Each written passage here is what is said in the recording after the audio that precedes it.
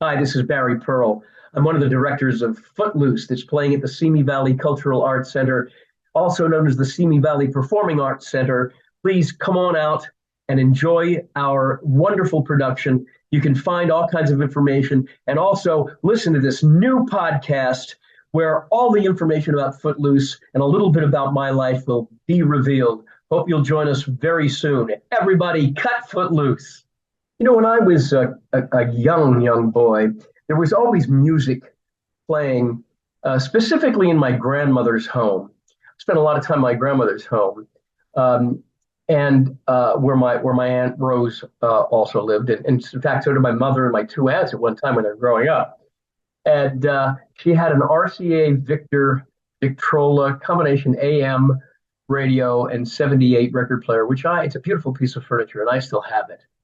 So there were always albums. I mean, real albums when they were like 78s had one, maybe two songs on an album. So music was playing there, and I would fantasize. I remember Andy Get Your Gun. I would fantasize the people. It was like being read to. I could see all the people in the stories. I think I fell in love with musicals at that point in time. And my mom, seeing the spark, enrolled me in a tap dance class, Miriam Mentzer's tap dance class. And at the end of the year, they would do a review. And I was the youngest little boy, and they would team me up with the youngest little girl, Maxine Gilman. And we'd be the center of their reviews at the end of every year that they would do at the Millersville State Teachers College, auditorium there. And I think that was the first time I might have even stepped on stage tap dancing in a review. And it was a big deal. Remember, they had us dressed up in little black light costumes and such. It was really cute. A little calypso costume once, and I had black satin tails. And I enjoyed the applause and the laughter. I always loved making people laugh. My family, I'd tell jokes, and I was center of attention. I was an only child, and so I think probably the tap dance class, which then led to um, uh, some work in the community theater there, the Lancaster Little Theater. One thing kind of snowballed into the next, and my mom saw a spark, and my aunts saw a spark, my grandmother saw a spark. I said, "Well, let's support him," and they did.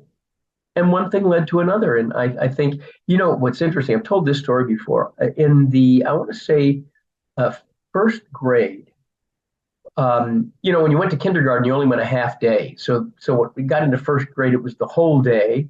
And in first grade, the upperclassmen, and by upperclassmen, I think I meant the fifth or sixth graders, put on, are you ready for this?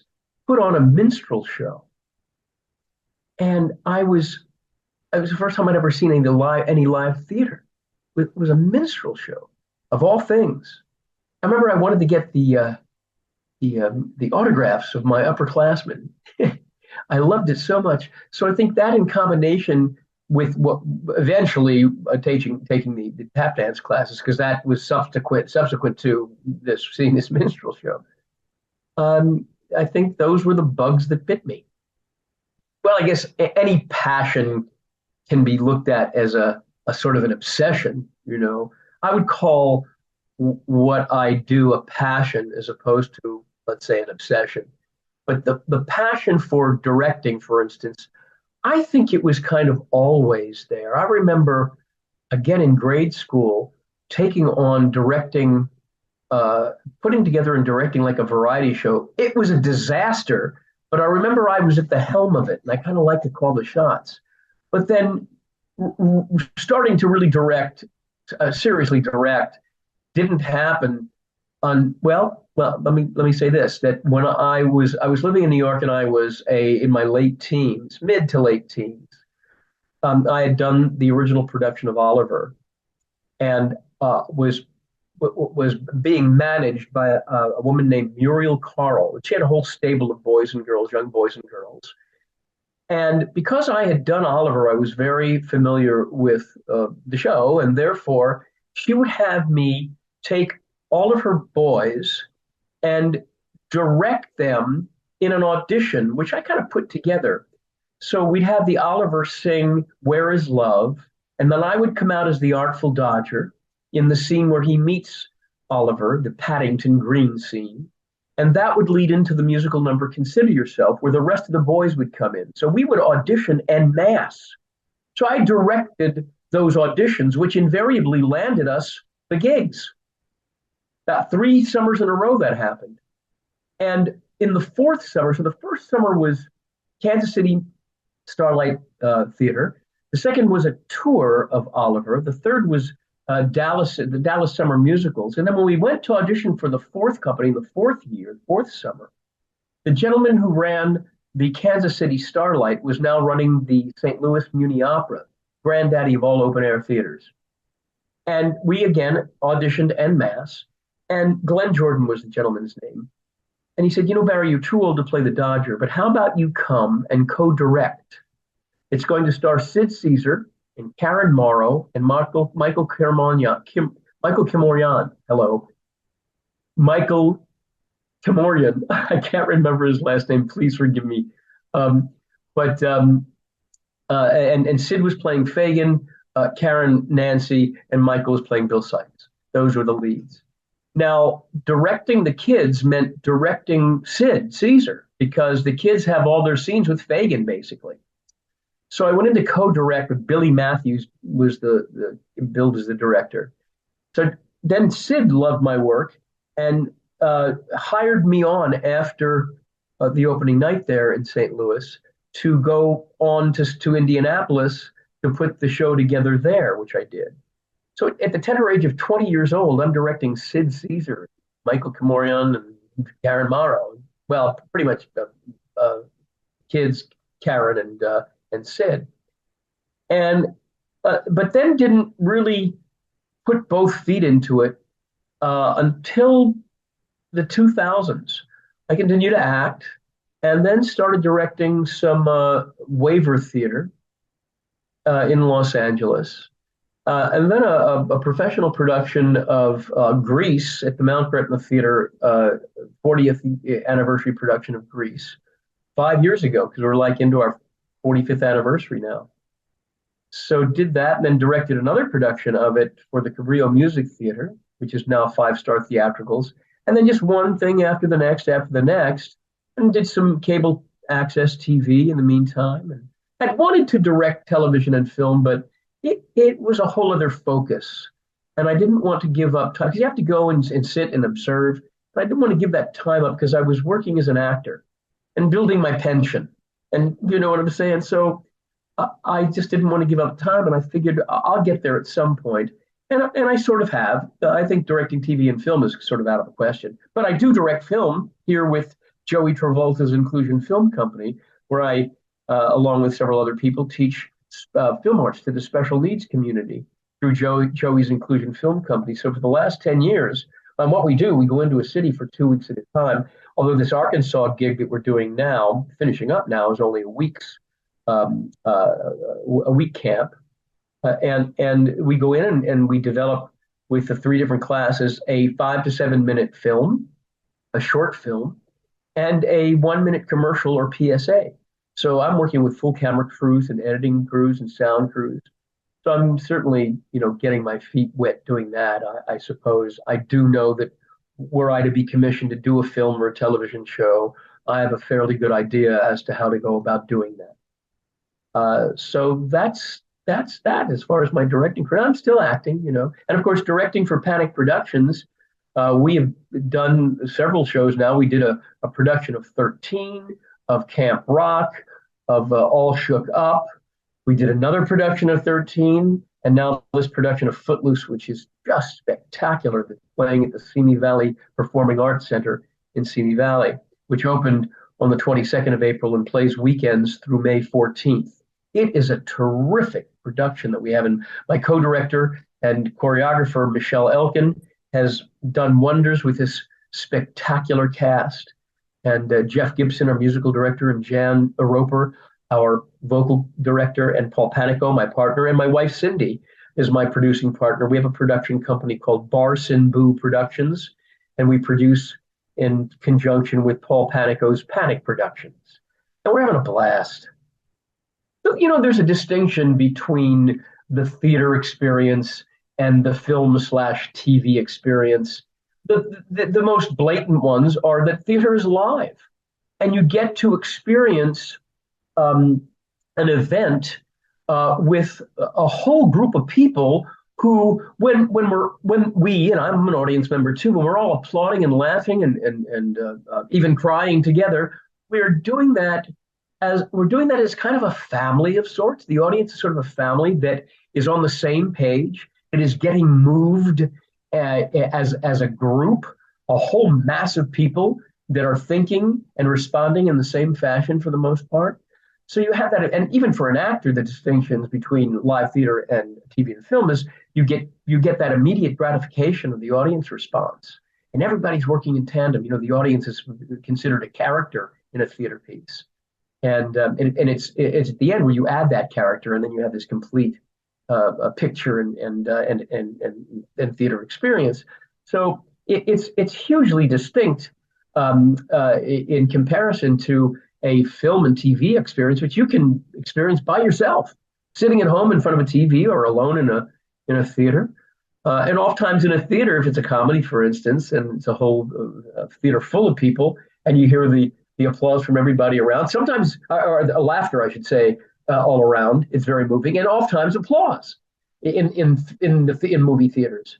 So again, those are the distinctions. You can have that film and television experience all by yourself and still have a really gratifying experience. Where in the theater, if it's only you in the theater of 750,000 people, let's say, it's a little daunting and a little intimidating.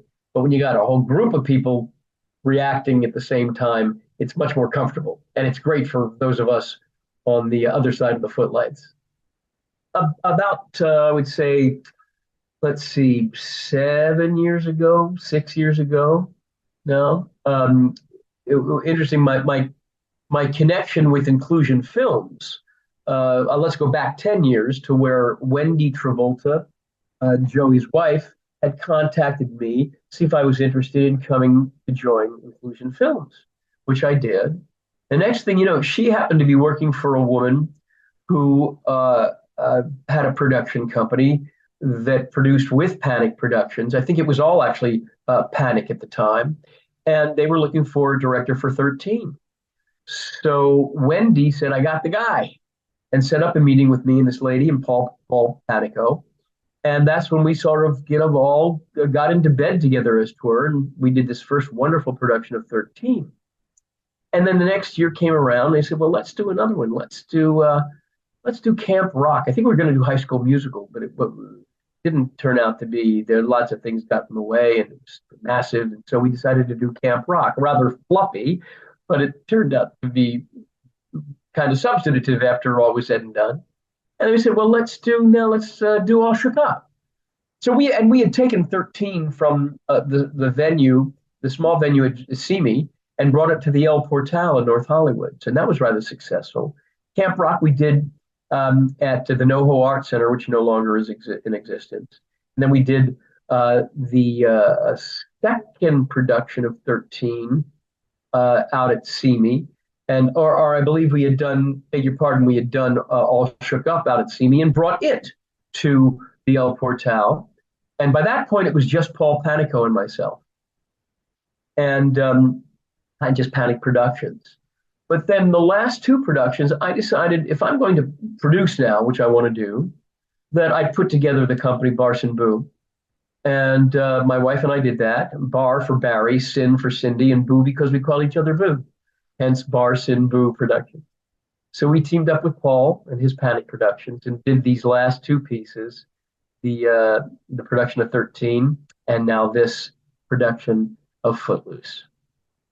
I didn't want to do Footloose, quite honestly. I wasn't very taken by the book, loved the music, and I figured that Michelle Elkin, who was my choreographer for 13, she could really kick it.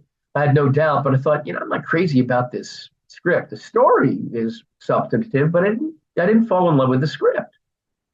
But given the time and really sort of delving into it and beginning to mine it, and then going through the casting and coming up with these amazing people, talented folks. I mean, blew me away, and I started getting really now stoked. So combining Michelle's expertise with these very brilliant paints, and then saying, Michelle, I want you to co-direct with me because I don't know about my time, and I still am just kind of this side of being committed. So just in case I might change my mind, I need you to be there for me. And then one thing led to another, and I got deeper and deeper. I fell deeper and deeper in love with the piece and knew that we could do justice to the story, that it wasn't just going to be a piece of fluff. And when I was convinced that I could do that, I then dove headfirst into the whole experience. And that's when it all began to really take form. So the story of Footloose centers around, I would say the essence of it deals with loss, the loss of a father, the loss of a father losing a son, and of a son losing a father. The father who loses a son to a horrible car accident. And the son who loses his father is a loss uh, uh, through divorce, even though that divorced father also loses a son. And of course, the son who passes has lost not only his father, but he's lost everybody. And the town in which our hero um, must move to from Chicago, from a great metropolis like Chicago, to this fictitious southern town called Beaumont. Not Beaumont, Texas, but Beaumont spelled Bomont, but it does take place in the South. He has moved there because his aunt and uncle live there. The father has walked out on him and his mother. So they turn to the aunt and uncle who live in Beaumont. They take them in. But this town is rather backwards. And it's backwards and is stuck by virtue of the fact that the father who has lost the son is a reverend. And he, having lost his son to what he believes to be alcohol and music, dance, he deprives the entire community from celebrating via dance and song. He feels that if he can't somehow rise above all of this, if he is going to remain depressed, then the whole town is going to remain so. So he sort of rules the roost, and he doesn't allow people to dance. And he has the backing of his board, the board of the what do you call it? The board of directors, if you will, the town hall people, and they all support him in his. They enable him in this rather sad situation, and they too are depressed by the whole thing. And our hero, Ren, is his name, Ren McCormack, who's moved to this town, doesn't believe that this exists. So he decides to help to reform these antiquated rules about dancing and singing. And he helps the Reverend to see the light. So, I did watch the movie, and I remember enjoying the movie at the time and really loving Kevin Bacon's work. And even the movie, though, doesn't really hold up. A lot of holes in the film. But I didn't let that influence me. I knew that we could mine it properly and tell the story. And I believe we have done that. But I think it's a story of loss. But interestingly enough, and I mentioned this in my director's notes, and I mentioned this to the cast too, Dean Pitchford's foreword, the author's notes, suggests that anytime we read the word dancing in the script, we should think to ourselves, forgiveness. And it is also very much about forgiveness. For the Reverend forgiving the universe for dealing him such a bad hand, and Ren forgiving his father for leaving them, basically, so he could blow the charge on that. And I believe that the characters, they accomplish that through their ups and downs and ins and outs. And I personally, I grew up without a father. My parents were divorced when I was a year old. So I didn't get to really bond with my father. I knew my father in later years, and he was a part of my life. But it was tough because I didn't bond with him as I did with my mother and my three aunts and grandmother. So there was a loss there, but it wasn't the kind of loss that Ren feels because he spent so many years with his father before his father walked out on them. In my case, it was sort of natural to grow up in this matriarchy, but still a loss nonetheless because all my pals had fathers as well as mothers. So I can relate to this a bit as well. That helped pull me into the experience. I believe that we're always battling elements that are suppressing us. And when it comes to something like music and dance, that those disciplines, that particular art that lifts one, even rap.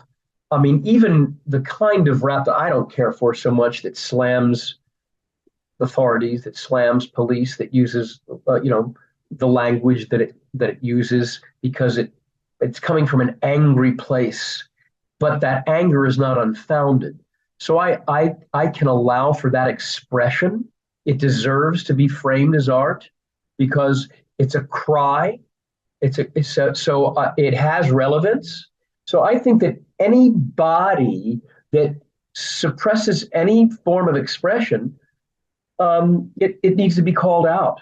So Footloose does that. It calls out the suppression of by this board, by these individuals, suppressing these people's need to be lifted from their misery. And I think that the people that the elders here sort of want to stay stuck in that. I think it's a classic universal story.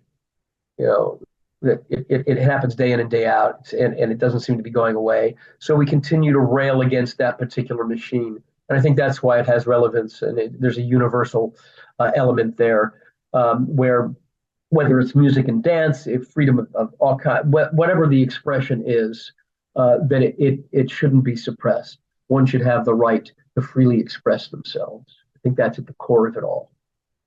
That it is not just for kids. Just 13 suffered from the same thing. 13 was very much about adults, not just the 13-year-olds that performed the piece.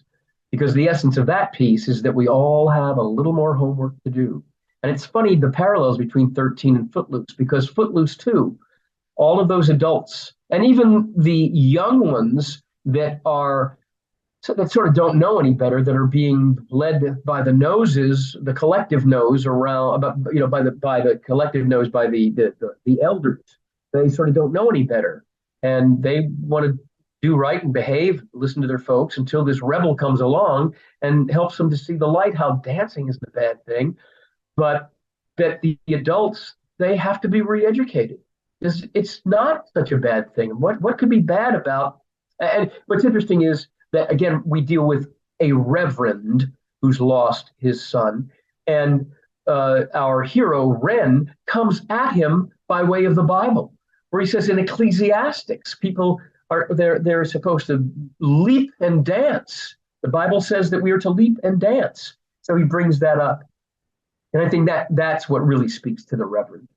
Really makes him, not initially, but eventually, helps him to see the light because he's speaking the Reverend's language, if you will. My feeling about people and a theatrical experience is that I know some people find it hard to suspend their disbelief with musicals.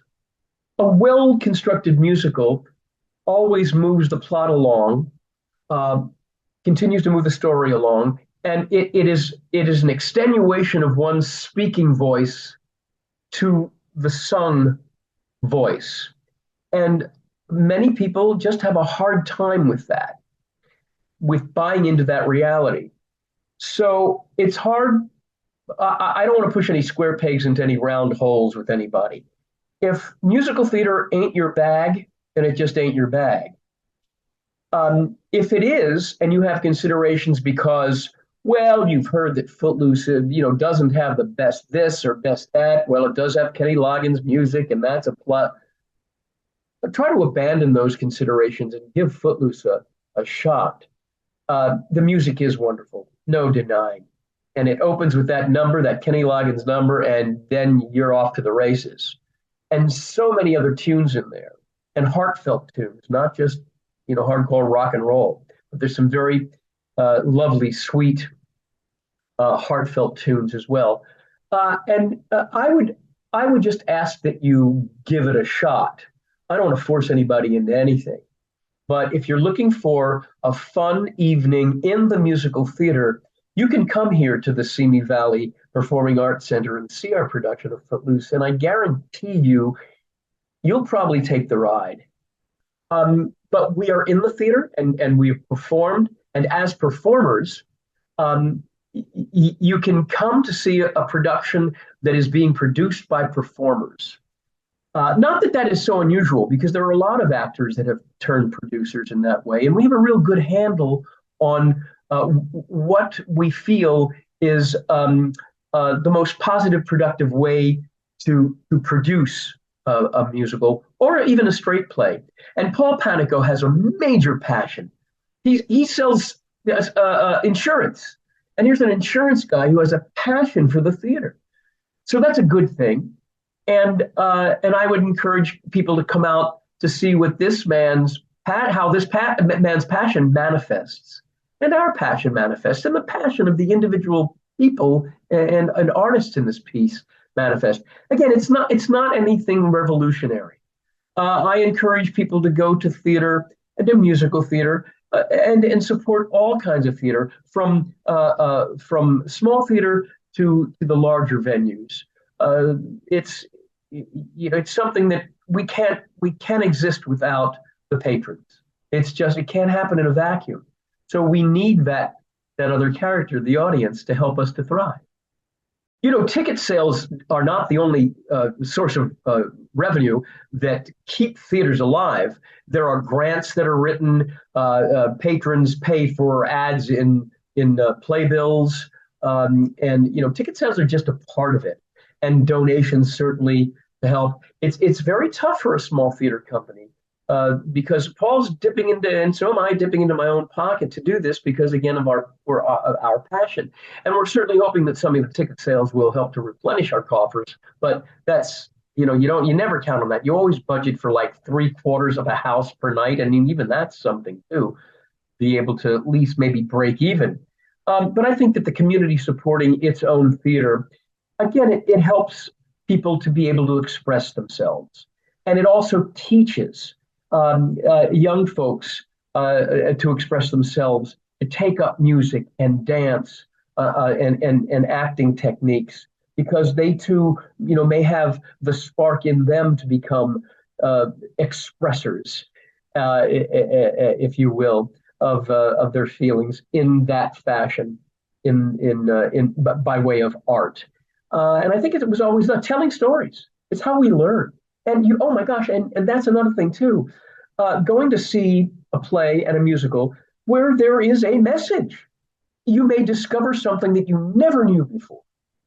And like any source of education, you're going to learn something, to be enlightened, to learn something, hopefully, and also, to escape. It doesn't always have to be a lesson. You come and, you go and you see something, my gosh, I don't know, off the top of my head, because everything I can think of, there's some sort of wonderful message that is somehow inside, at the core of any fluffy little piece that you want to think of. So I think there's always something to be learned by any piece of art, whether it be theater or a painting. We want to do this more and more. We want to do it in larger venues. We'd like to do original pieces. It's tough to do original pieces because audiences are hesitant to spend their money on something that is unknown. They want to go to see old chestnuts. Many of them do. But it's also a matter of educating and re-educating our audiences. And we want to be able to do that with new people. We have a whole stock of new pieces that we'd love to do, but we roll the dice because we also don't want, to go into the poorhouse and do an original piece and not have anybody come. It's a gamble, roll of the dice, So stay tuned, folks, because we'd like to bring you new theater as well as the chestnuts. Hi, I'm Barry Pearl. I co-direct a production of Footloose with Michelle Elkin, who also choreographs and is produced by Panic Productions and my company and my wife's company, BarCinBoo Productions. And we'd love for you to come out to see Footloose. It's a fun, terrific evening in the theater. You'll be able to escape into the music of Kenny Loggins and the choreography of the spectacular Michelle Elkin. Come to see our marvelous cast headed by Thomas Whitcomb and Hannah Battersby, and a whole score of wonderful, talented ensemble folks. You will not be disappointed. We promise you that you will go out humming the tune. I promise you. And stay tuned, because Panic Productions and BarCinBoo Productions have more coming your way. And please come out to support us at the Simi Valley Performing Arts Center in Simi Valley. You can get tickets at Thundertix. You can go on to Facebook and look me up, look Panic Productions up. You can find the websites there, the links there, and I believe that the link will be posted here on this podcast. You'll have all the information you need to buy your tickets. We have already opened. We opened on April 22nd. We will play weekends through May 14th. So come out and support the theater. We're here for you. We're here to make you happy and tap your toes. And everybody, cut foot loose.